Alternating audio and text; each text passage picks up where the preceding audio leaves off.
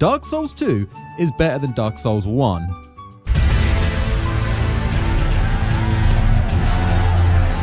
Look, I was both heavily disappointed and also kind of enamored with Dark Souls 2 at launch. There were certain things that felt off for sure. Enemy placements was obnoxious and downright trollish at almost every opportunity.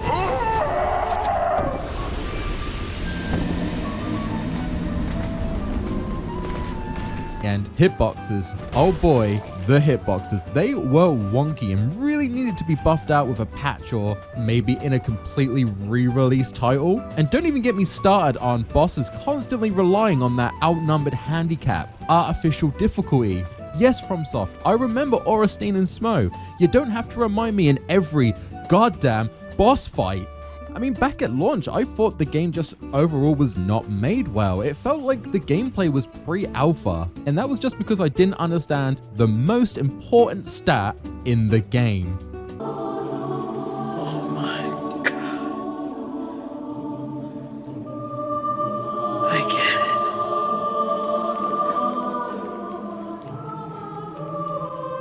it. I get it. This thing, oh my god. So people either love this game or love to hate on it. It's the true Marmite of the Souls franchise. Throw on top an engine that needed to make so many compromises so the game could run on, at this point, old hardware, the 360 and PS3. Bear in mind that the PS4 and Xbox One were out by the launch of this game. So with all that in mind, no wonder this game was riding the struggle bus at launch. But hey, at least it has our favorite foot-loving masochist Miyazaki behind the, oh yeah, he didn't really make this game. Oh boy. Now a lot of people tend to think Miyazaki was against Dark Souls 2 and had absolutely nothing to do with it. And that's why he isn't attached as a director, but that's not actually entirely true. You see, Bandai bought 2 sequels from FromSoft after Dark Souls 1 was a massive hit and basically created its own subgenre. But From Software thought sequels would be easier to make, so let's put a B team in the reins and have Miyazaki supervise when he can. I mean, what's the worst that could happen? And they also had big ambition. We all remember how heavily the game pushed its lighting system before launch. I mean, just look at this pre-release footage. The game looks so good. The torch was going to be less of a gimmick and more of a necessity while you explore the world, which makes sense. I mean, it's Dark Souls, right? It's in the title. But due to development hell and playtesters being a little bit too afraid of the dark, it ended up being far more washed out looking. Dark Souls 2 went from a moody and ominous looking game to just stick a fluorescent light above the main character. Like seriously, I've been to supermarkets that have less migraine inducing lighting than this game. But that's not all. Doing some research, the game was supposed to have a day and night cycle and also implement time travel as well as a weather system.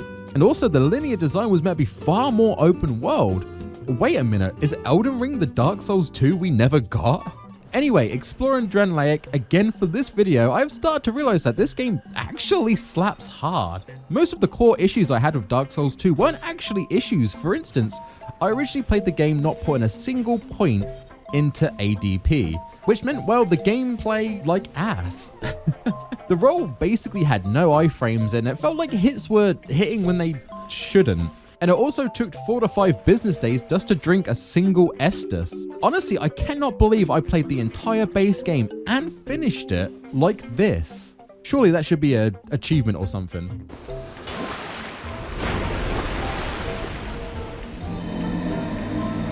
Now don't get me wrong, it is incredibly stupid to lock a mechanic like that in a stat, and I'm so glad we never did this again, but obviously it was a design choice by the devs. And once you know about it, the game is far more fun to play and you have to be far more tactful with your level ups. Same with the durability system. Most weapons feel like they are solely made out of a baby's soft spot and it will break before you can even find the next bonfire. But this is intended to increase that feeling of panic, and once you start preparing for that, maybe by bringing a second weapon or stocking up on repair powder or this repair magic spell that I absolutely love, it actually isn't too bad. It adds to the difficulty. But the long treks back to the boss arenas, they can sometimes take 10 to 15 minutes just to attempt a boss again. I've said it before, but those Marika statues in Elden Ring, holy, they are a blessing. And even though Miyazaki didn't have much input on the story, it's honestly up there and kind of rivals Dark Souls 1. So for this video, I'll be playing Dark Souls 2 Scholar of the First Sin, which is basically just a fancy way to say this version has all the DLC. And let's check out if Dark Souls 2 was really that good.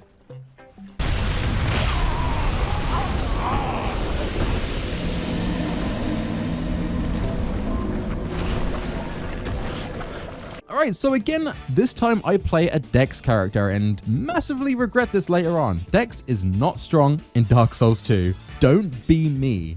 Go strength or magic. So it turns out we have a hollow STD and we want to get rid of it, and a creepy woman tells us to venture to DRANGLEIC to fix this and to maybe contact all our previous partners. We head there like many other hollows before us, and after being berated by a bunch of old women in a nursing home, we receive a cute doll she made. This is interesting because we actually get kind of forced to watch a cutscene here, and it's not just a boss encounter or opening a bridge or something. This is like an actual video game cutscene. Why do these feel weird in FromSoft games? So 10 minutes of dialogue later and 40 plus hard candies heavier, we leave and head to Majula, and it seems like the player base really don't want to play this game. Apparently this is actually a meme to scare off new players. It is brilliant. I love the community so much for doing stuff like this. Anyway, welcome to Majula, your hub for the game, and unlike Firelink Shrine, you'll actually be coming back here a lot through your entire game. And I mean, look at the aesthetic. The scenery is so good. Even though Dark Souls 2 is running on an outdated engine for a platform that's a gem behind at launch for this game, it looks so good. I think this game looks so much better than Dark Souls 1, and I will die on that hill. The one thing I really like about Majula is that it's not just your first hub area like Firelink, it's a community that grows the more NPCs you meet and help on your journey.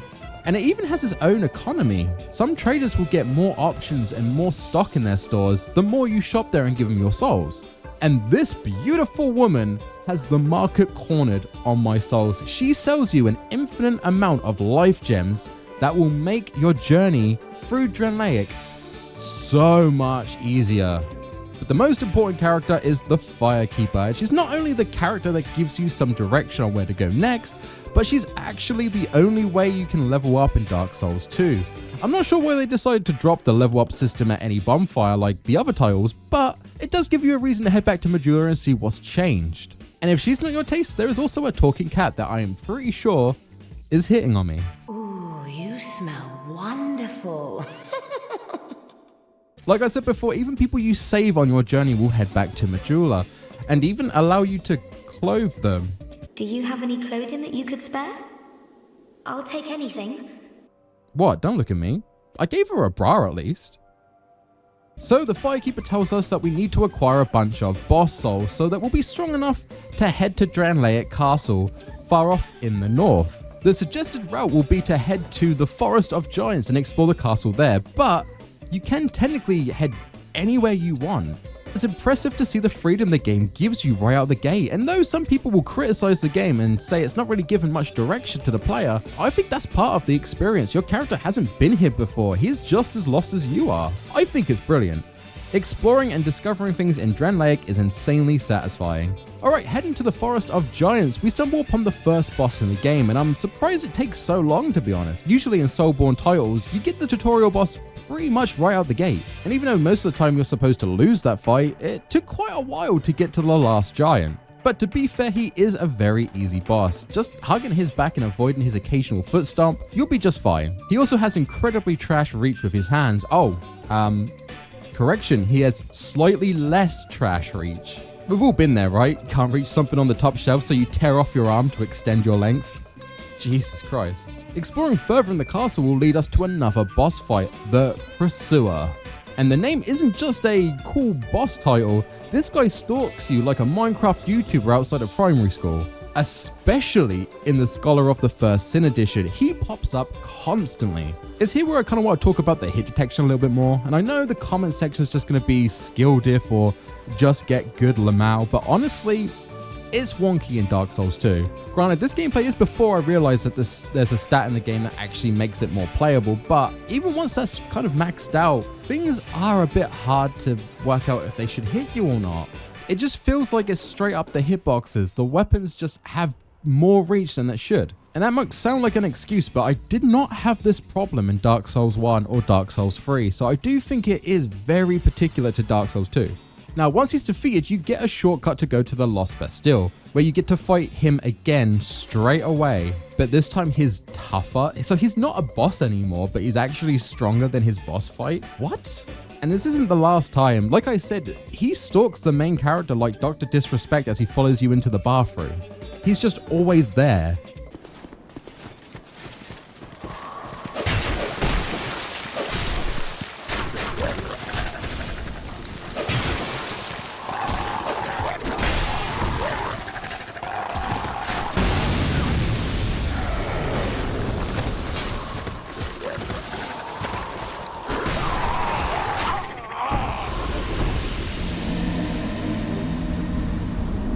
Alright, welcome to the Lost Bastile, an area that I shouldn't be at yet because I've used the shortcut, but for some reason, I guess because I hate myself, I've decided to take it on now. You really start to feel like the devs want to troll the player in this area, and rather than make a finely crafted difficulty, like in Dark Souls 1, they kind of went a bit more trollish. I kind of actually enjoy it. Don't get me wrong, the enemy spam in some sections is stupid, and the long ass journeys back to the boss fights can get very obnoxious. But knowing that the devs are out to get you at any given time, I don't know, it gives me PTSD and puts me on edge all the time.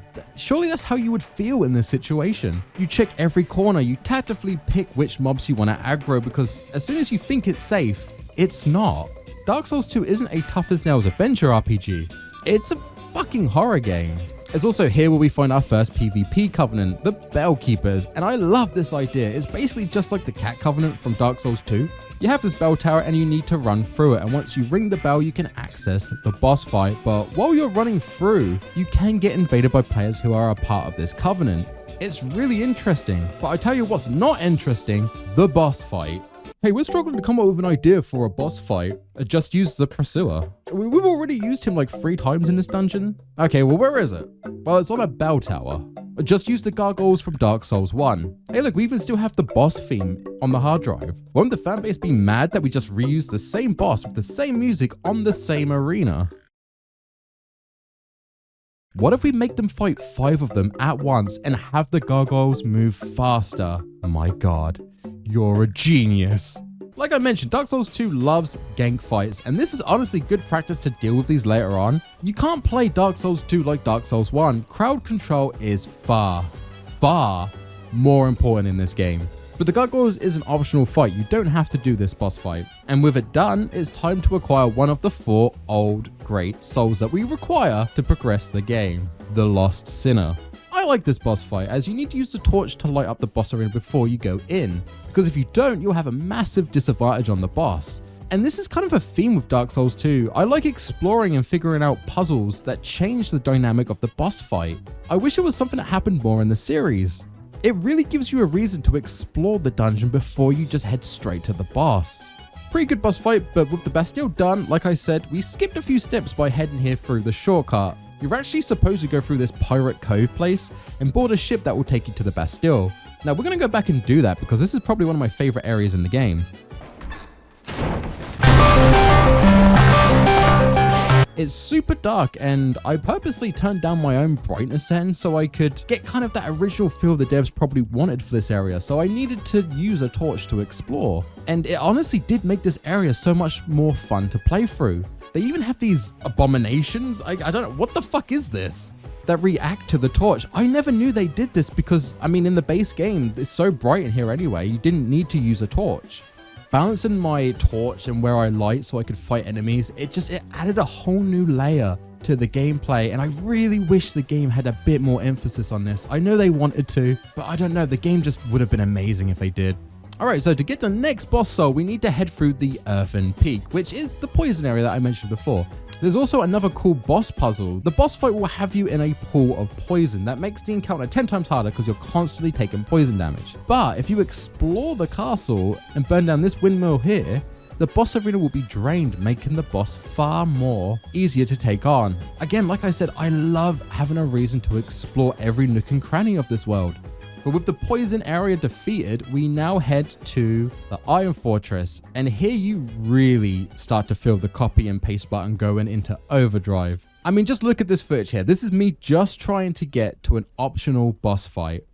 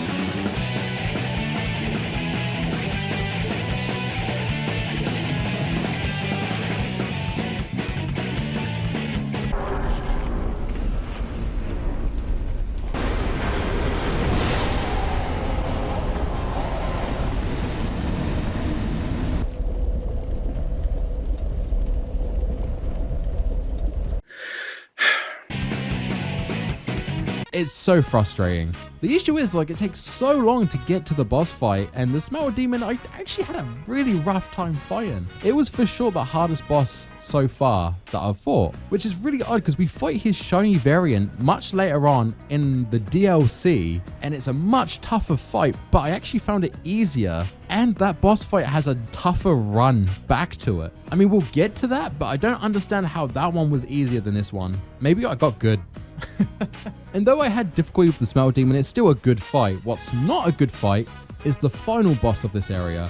It's an absolute joke. It's basically Satan. I mean, this guy looks like he is about to mess my day up, but he actually ends up feeling like an old PS2 boss fight from something like the classic God of War games. You just dodge his very easily predicted slam, and then you just chew on his arm hair a little bit. Bish, bash, bosh, boss is done. All right, so we went very high up. I guess it's time to go down. And to do that, we're going to need to do some parkour.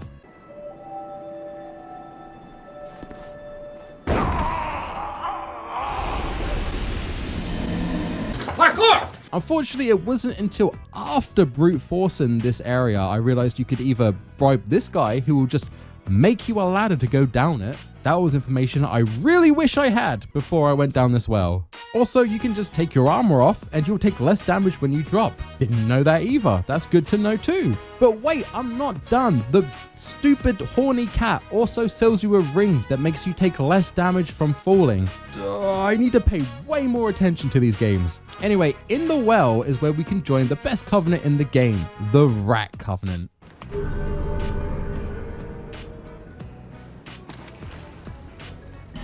Take this ring.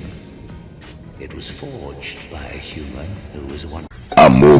There's another area like this later on in the game for the same covenant, and the boss is the leader of the Rat Authority, and it's a dog. What? They literally just took the dog model and just blew it up and called it a rat. This is almost as bad as the dragon butts from Dark Souls 1. Okay, the Gar is an absolute shit show. Not only do you need to traverse Detroit in the dark, but this poison area is so aggravating. My poor desk got slammed every single time one of these statues shot a poison dart at me. And the enemy placement, dear lord, it's just not fair. For sure, this is Dark Souls 2 equivalent of Blighttown, and it's somehow worse. I would rather deal with the buggy, laggy mess of the Xbox 360 Blighttown than this trash. If we keep venturing downwards, we will get to the third boss soul that we require, the Rotten, and he suffers the same issue as, well, the last giant actually. It's pretty much the same fight as the Asylum Demon from Dark Souls 1. You just go for the butt. He's very slow, and if he hits you, he does do a lot of damage, but there's really not much going on for this boss. which is weird because he's one of the old ones, one of the big bad bosses that we need to kill before we can progress. Now we can technically access one of the free DLCs by killing these giants in a secret room just before the boss fight. This honestly should be late game content, but because I'm an absolute Chad of a man, I decided to knock out the first DLC now, and I instantly regretted my decision. I am far too underleveled to be taken on the Crown of the Sunken King DLC. But hey, here we are, so welcome to the Sunken King DLC. If you like a lack of bonfires, hench mobs, and long ass tracks back to boss fights, this is the one for you. Most people tend to leave the DLCs after the main game, but not this guy. I hate myself. No, to be fair, I actually enjoyed this area a lot, and seeing the later boss flying around causing mischief as you explore the area is a great reference to the Undead Burg in Dark Souls 1. But my god, do not just run through this area as soon as possible. I got impatient and tried running through the main building just to get to the next bonfire, and I got absolutely demolished. So many enemies were chasing me, and I was met with this massive open area with water that slows you, by the way, when you're running through it. It's like the devs knew I would rush through this area into this open part. And there's 5 of these, whatever the fuck 5 of these things are, that not only can kill me in like 2 hits, but shoot a freezer death ball at me. Like, it's weird. You can obviously tell the devs planned you to try and skip this area, but it also feels very lazy game design. Like, it's just copy and paste. The area is just open with a couple of rocks. How do you describe this game? It's so intricate and so well crafted, and then it's met with such lazy, can't be fucked game design. Dear Lord. The main boss fight isn't much better, as you have to run through a massive area constantly taking full chip damage just to get to the fight with Alana. And this fight with Alana is the one that gave me the most trouble in the game, full stop. Even the later DLCs, the final bosses, all of the secret tough bosses in the base game, none of them gave me as much trouble as this stupid. What are you? Seriously. I had to retry the Squidward Queen so many times, and she isn't that bad on her own, but she constantly summons a giant or a pack of skeletons to fight you, and sometimes even at the same time. It is so aggravating. It isn't one of those fights as well where you can just wait for an opening and then run through the mobs to attack the main boss. More often than not, when there is an opportunity to attack her, she just instant transmissions away. She is gone.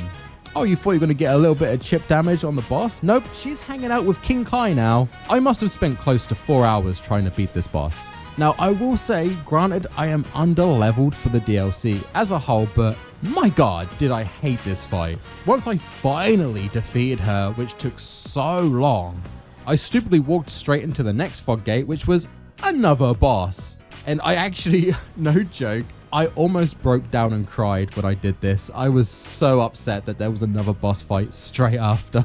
But I managed to suck it up, and to be fair, my weapon did break from the back-to-back fights, so I actually had to switch mid-fight, but it was pretty easy because my weapon was infused with lightning, and we know that shit is deadly for dragons, almost as much as a Snickers bar for a dog. Okay, so DLC 1 is done, and we have our first crown. I think I'm going to save the other 2 for much later in the story.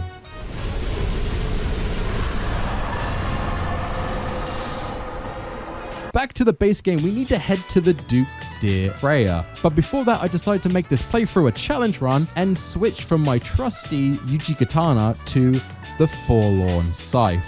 Now, scythes are renowned for being absolutely garbage in Dark Souls 2. The moveset and overall stats and the speed that they dish out their movesets are heavily nerfed from the other games. Gone are the days we could go get the Great Scythe at the start of Dark Souls 1 and it just be the best dex weapon in the game. The Forlorn Scythe is just the same model as the Life Hunt Scythe for Dark Souls 1, but it has a cool little fire glow effect. I like it. Now, using a scythe is a challenge run in itself, but the Forlorn Scythe requires you to be fully hollow to honestly get any damage at all. I mean, look at the stats before and after going hollow.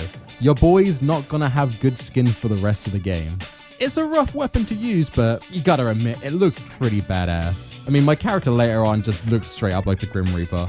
I love this shit. Now, Freya, I hate spiders with a passion. 100% I have some form of arachnophobia. But this boss sucks for all the wrong reasons. First, like every fight in Dark Souls 2, there are multiple mobs you have to deal with as well as the boss. Now, you can avoid them by using a torch because this scares away the spiders, so they're a non-issue now, but I don't have a shield. Freya herself has 2 heads, and only a small specific part of the face allows you to damage it. And if you're slightly off at all, you hit what I assume is a brick wall. This is so aggravating. So many times you feel like you should be hitting Freya and you just don't. And Dark Souls 2 does this a few times. There's a couple of bosses that have this weird protective shell gimmick where if you hit it, you stagger, do no damage, and because of the stagger, more often than not, you're gonna get hit. So I just ended up running around in circles, attacking one head, wait for her to do an attack, and then attack the other one. Not too bad, just kind of obnoxious. With the giant spider dead, that's all the boss souls we needed, so let's safely go rest at the nearest bonfire.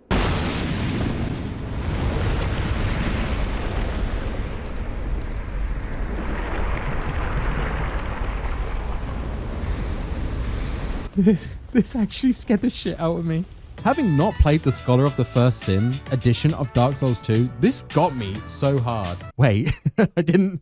Hold, don't cut that. So this guy basically attempted to do what we're doing and take the throne of DRANGLEIC to try and relieve himself of his dark sign curse. And when that didn't work, he done some experiments and, well, now he looks like this. He basically wants us to take on the bad ending of the game that got added to this version of Dark Souls 2. He pops up a few times on our journey from here on out to do a bit of a lore dump and to boost my heart rate. Dark Souls 2 gets a lot of hate, but you have to give it props for them changing up the status quo. Now even bonfires, the one thing in these games that make you feel safe, you're now a little bit uneasy to rest at. That's genius. That is like playing with the player, and I love that stuff. Anyway, with all the boss souls we needed, we can now open a door that will take us to Majula. I've said it a couple of times, but this is probably the best looking area in the game. I love that you can see so many dragons just chilling in this area. And on your way to speak to the leader of the dragons, these soldiers that I mistook as enemies to start off with are actually kind of chill. They want to watch you fight what I assume are challenges to prove your worth to the dragon. It's really cool and gives you like a gladiatorial vibe. Is gladiatorial even a word? So the boss baby dragon gives us some cocaine that we now need to use to access memories of the giants. And we could do this by going to these trees. They give us a little look into what happened to the land all those years ago. You see, Vendrick, the cool guy who is king of DRANGLEIC, had a hot new wife, and I mean, they were pretty happy, but his missus is super racist against giants and convinces Vendrick to go across the sea to their land and start a war. This backfires as they return the favor and come over to DRANGLEIC. Now these battles are in memories, and it's pretty awesome. And I'm also not sure if it's confirmed, but I think the last giant boss fight at the start of the game is actually an old imprisoned version of the Giant King, right? Like this one? Now warning, do not be like me and instantly use these giant souls you pick up for a quick level up. You need these to fight a hollowed out husk of Vendrick in a crypt a bit later on. Vendrick has 32 times buffed defense against you, as seen here. That's not a lot of damage. And each soul of the giant you have in your inventory will half that defense. So if you've got 4 giant souls, it will be a normal boss fight. If you don't, I'm gonna be here a while. Luckily, he still takes bleed damage, so even with his insane defense and without the souls, I was able to consistently get a little 200 damage tick on him, but this was a war of nutrition. It took way too long. Please, guys, don't be like me. Stockpile those giant souls. This boss fight is probably the reason why this video took so long to release.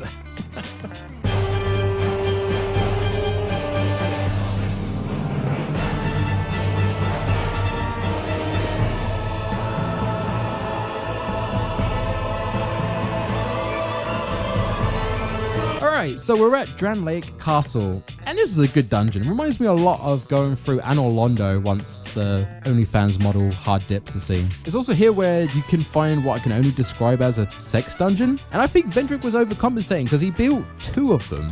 I also really like the mechanic here with these statues where you need to kill a mob close to them to activate either like a door or an elevator. I've said it before, Dark Souls 2 doesn't get enough praise for how much they thought out of the box with some of their gimmicks and puzzles. They're not all gold, but it is impressive. The final boss of this area has one of the cooler runs to a boss. When fighting the Looking Glass Knight, he will use his shield to summon a reflection to help fight against you. This is where the multi-mob boss fight shines in my opinion because it's part of the lore for the character and also kind of gives me Shadow Link vibes again. I feel like this was supposed to somewhat be similar to the Mimic fight in Elden Ring where you fight a clone of yourself in your build, but the tech probably wasn't there yet, so it was a good attempt. I like this boss fight. Now the bottom of the castle is where we fight the final boss. I mean bosses. But we have 2 DLCs to knock out before then. So the second DLC is the Crown of the Iron King. And this area though looks absolutely fantastic, is so mean to the player. Like, I feel like the devs are bullying me at this point. Bear in mind, I'm 3 leveled up. The enemies' health bars feel like they are far too big and it takes so long to take down some of these enemies. There are these statues everywhere that will either curse you or heal enemy mobs when they're in range. And the only way you can destroy them is with these weird poles that are found in the world, and there are a finite amount of these, and most of them you will need for a boss later on, so you don't want to waste them on the exploration part. And rooms where you need to maneuver mobs in a certain way to make progress through the area without getting completely destroyed.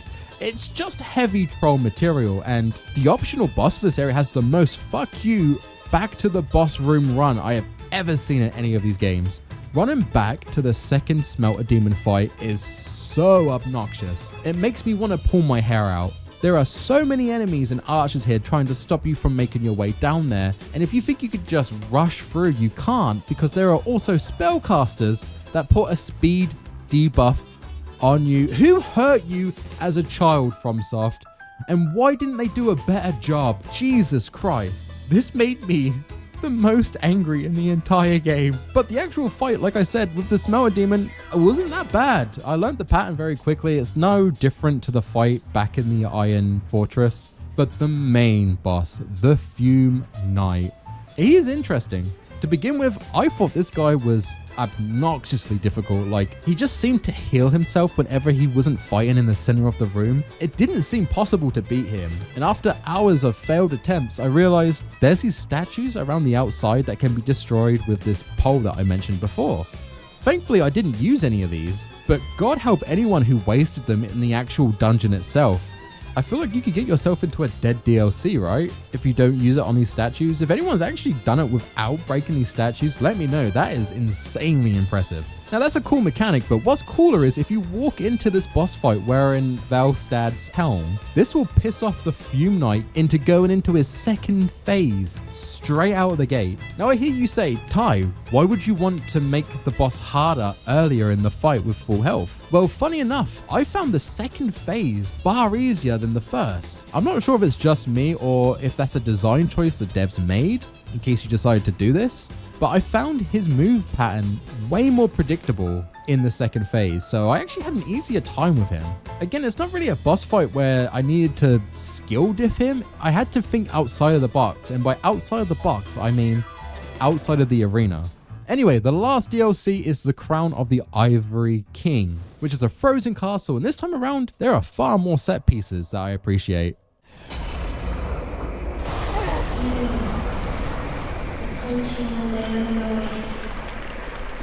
Turn back. The old chaos hungers still. It's a shame I just don't like being told what to do. Now in this DLC, I found myself relying quite heavily on backstabs, far more than the base game. And oh my god, this White Phantom, Maldron is the trollest NPC in any From Software game. Patches ain't got nothing on this ghostly douchebag. Just explore this area, you will bump into a random White Phantom, and he pretends to be friendly, a cool lad. He'll go out for a beer with you. You know what? He's just a nice guy. But if you leave him and just head on the area and continue exploring, he will betray you at the most opportune time. And if you attack him first and do even a tiny bit of damage, he runs away like a bitch. Hey Casper, stop running, I'll make it quick. Is that a motherfucking Yeti covetous demon? Even if you manage to get him to fight you man on man, he is so OP. Just like his lance alone seems to home in onto my rectum every other attack.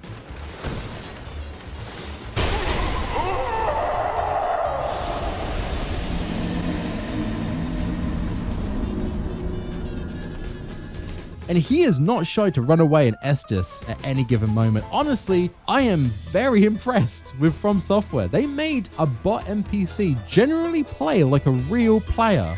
Even the bot invaders in Dark Souls 3 do not hold a candle to this guy. If I didn't know better, I would think this was just some actual person somewhere in the actual world actually fucking with me.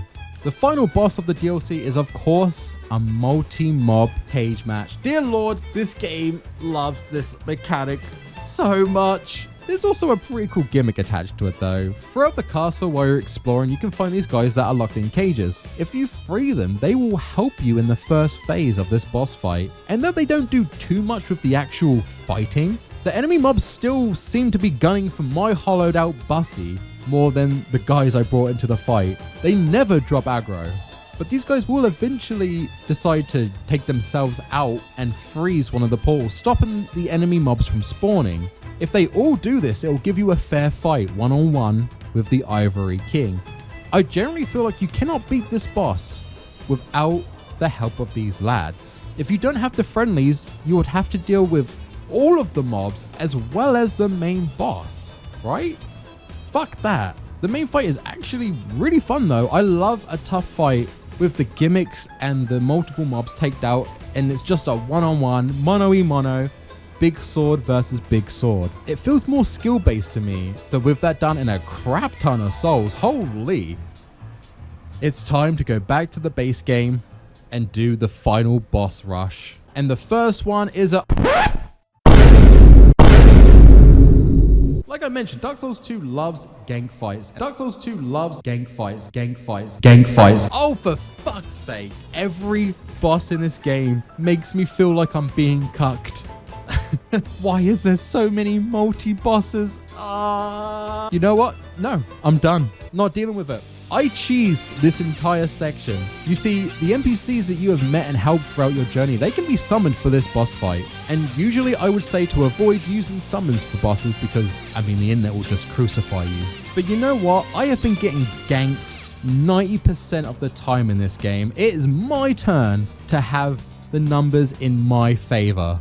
And once you defeat the not Ornstein and Smo final boss, we get a surprise final boss against the queen herself, Nalashalandra. Whatever your name is, you're an idiot. Scythes are trash in this game, believe me. She actually does me a solid in this fight, as I had to regain my humanity to summon all of these NPCs for the fight, which means my weapon is now basically doing no damage, as I was no longer hollow. But she has a status debuff where she curses you in the fight, which makes a lot of people really angry, and they tried to avoid getting that debuff in this fight, but your boy Ty ate that shit up. I purposely got cursed in this fight, so I got my buff back on my scythe and made short work of it. I was just running around nomming this curse. Your boy was hungry for some of that hollow. Wow. There you have it. That's 2 back-to-back final boss fights. Those were tough, but thankfully it is all over. Jesus Christ. The game evolved, guys. It went from ganking you with multiple mobs in boss fights to ganking you with multiple boss fights. 3 fights back to back, no breaks in between. This is mental. I don't know how you're supposed to do this without summons. The Scholar isn't too bad though. I just kind of coasted and did chip damage while my summons took most of the heat for me, literally. So I'm happy I didn't have to redo this entire rush again. And with that done, we are left with a choice. We can take the throne for ourselves, just like others have done before us, or thanks to the new Scholar of the First Sin edition of the game, we can just get the fuck out. After all them fights, all them deaths, all those people we have helped and failed throughout our journey, you can just decide to say, nah mate, I'm going home. It's so much of an anticlimax, but I fucking love it. The hollow is just like, dude, this place is whack. I'm going back to Bloodborne or something. Fuck this. And that's Dark Souls 2 and Dark Souls 2 Scholar of the First Sin. And honestly, I liked it. It has its faults, but I generally non-ironically think it's a better Dark Souls game than Dark Souls 1. It's a sequel in every sense of the word. So you know what? Fight me in the comments section on that. Bring it on. I am used to multi-mob fights now. I can take it. But seriously, jokes aside, Dark Souls 2 is honestly such a good game, and I am so glad I got to revisit the title, as I have most definitely found a new appreciation for it. And an answer to the question, was it that good? Actually, yeah, it really was. I would actually recommend this game to new Dark Souls players, just to give them a sense of how difficult Dark Souls can be, because the next title is easier, that's for damn sure. I am so glad I decided to look back at the Dark Souls franchise for these types of videos, as I have an insanely new appreciation for Dark Souls 2. I will likely always replay Dark Souls 1 more purely due to nostalgia, but I generally do think Dark Souls 2 is a fantastic title and a somewhat better game than the original. And look, I'm not just saying that to be the funny, controversial content creator. I honestly had a complete 180 on this game this time around. And I always find it very fascinating when doing these videos, as more often than not, my thoughts and opinions I originally had when I was younger and played these games for the first time were either wrong, or I just kind of outgrew and changed my tastes in video games. It's super interesting. If you've made it this far in the video, thank you so much, you are a real one, and to let me know you did just that, please, in the comments section, put Dark Souls 2 loves gank fights, because we all know it fucking does. But speaking of legends, I would like to give major props to my patrons for supporting the channel and helping me not go homeless. So thank you, The Shane 209, Ali Tato, and Pit Stab. If you would also like to be a part of this amazing group of people, please click the link and sign up to my Patreon. It really does support me in more ways than you could possibly think of. Now we have one more game to look at, and I cannot wait to see if my opinion on the title has changed at all since launch on Dark Souls 3. But until then guys, that's the end of the video. Stay safe and I'll see you next time. Ty out, peace.